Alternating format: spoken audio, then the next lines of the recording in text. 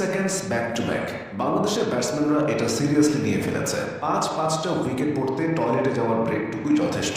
তাদের আসা যাওয়া দেখে গোপাল ভাঁড়ের গানের কথা মনে পড়ে যায়। আসছে গোপাল, যাচ্ছে গোপাল, ডাকের পরে ডাক বেড়ে যায়, রানের খাতা খোলে না, চলে না তাদের ছাড়া। বাংলাদেশ যখন সর্বশেষ ওয়ানডে জিতেছিল পৃথিবীতে, তখন ডাইনোসর ঘুরে বেড়াতো। জিতবে কি? পুরো 50 ওভার খেলতেই খাম ছুটে যাচ্ছে। অন্য দেশগুলোর 1 পজিশনে নামে কোহলি ও কেন উইলিয়ামসনের মতো ব্যাটসম্যান। তবে বাংলাদেশের এই পজিশনে আছে নাজমুল শান্ত। শান্তর সঙ্গে ট্রাভিসের বেশ মিল রয়েছে, তবে ব্যাটিং এ না, তাদের মিলটা উঁচু গোফে। এদিকে তৌহিদ হৃদয়ের শরীরে শুধু টেস্টের সাদা পোশাকটা থাকে না, তিনি রঙিন পোশাক পরে টেস্ট খেলেন। ভারতের জয়সওয়াল, শুভমান গিলরা তরুণ, তারা সেঞ্চুরি, ডাবল সেঞ্চুরির বন্যা বয়ে দিচ্ছে। অথচ বাংলাদেশের তরুণদের নাকি সময় লাগবে। অস্ট্রেলিয়ার আছে প্যাট কামিন্স, বাংলাদেশের আছে Mehedi Miraz. Cummins allrounder, Miraz allrounder. সমস্যা হলো কামিন্স যতগুলো ট্রফি জিতেছে, মিরাজ ততগুলো ম্যাচ জিতেনি। মিরাজের নেতৃত্বে 9 ওয়ানডেতে বাংলাদেশ 1টা জিতেছে, 8টা হেরেছে। যে 1টা ম্যাচ জিতেছে, ঠিক কিভাবে জিতেছে তা নিয়ে গবেষণা হওয়া